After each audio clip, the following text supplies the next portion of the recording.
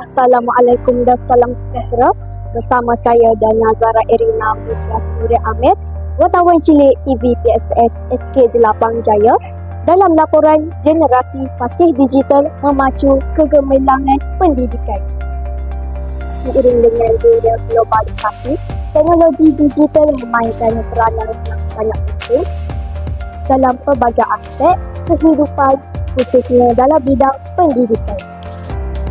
Justeru, Kerajaan Melayu pada 28 November 2023 telah melancarkan Dasar Pendidikan Digital DPD bagi memastikan setiap murid fasih digital. DPD dengan halitus yang jelas dan enam teras yang menjadi akar kencangnya yang kini akan melahirkan generasi fasih digital yang mampu mencipta dan menghasilkan inovasi, menganalisis data secara saintifik, menyelesaikan masalah dan berkomunikasi dan berkolaborasi dengan berkesan. Jom kita ikuti kisah ini yang mengupas sejauh mana peranan teknologi digital dapat mempengaruhi jatuh bangunnya seorang murid.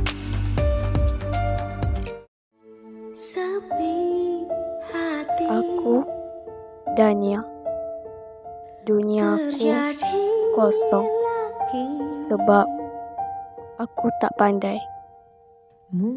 Apa yang cikgu ajar, semua aku tak faham.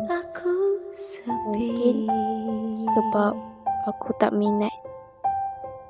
Biar senyum hadir di hariku, namun ini hanya ada di bibir saja. Ulat buku? Memang bukan aku. Yang bisa Dania! Tengok mata kamu. Umur belas mata kamu. Kamu belajar ke tak? Tapi tu takkan baca macam ni. Ambil kita program. namun berat beban di hidupku. Biarkan saja, biar saja, hanya ku yang tahu. Akibat lemahnya aku dalam pelajaran, semua tak nak kawan dengan aku. Bahkan semua benci aku. Sebab apa? Sebab aku tak pandai. Butuh kesabaran yang penuh untuk tetap ku berdiri. Selalu aku dipulaukan kawan-kawan. Yalah, sebab aku tak rajin dan tak pandai macam mereka. Hatiku telah bulat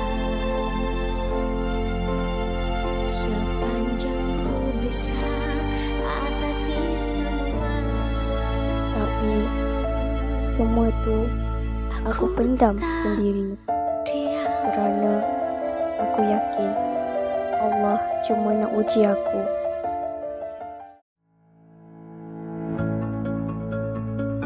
Tapi segalanya mula berubah.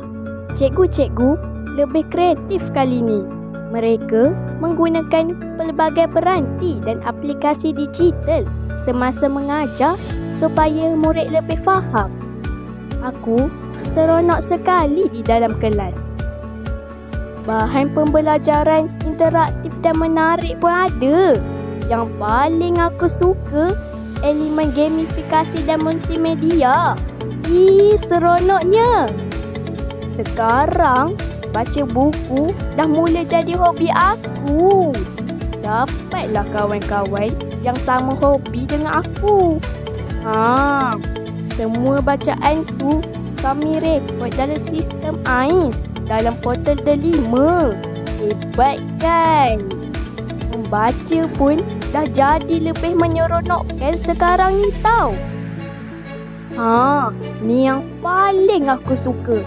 Prestasi pelajaran aku pun dah semakin baik dan cemerlang. Cikgu dah tak marah-marah lagi dah. Cikgu puji lagi. Adalah. Alhamdulillah. Akhirnya aku telah bangkit. Kesimpulannya, pendidikan digital bukan lagi satu pilihan, tetapi satu keperluan bagi memastikan pelajar bersedia untuk masa depan yang kini dipacu oleh teknologi. Masa depan pendidikan terletak pada keupayaan kita untuk mengadaptasi teknologi dan menggunakannya untuk memperkayakan pengalaman pembelajaran.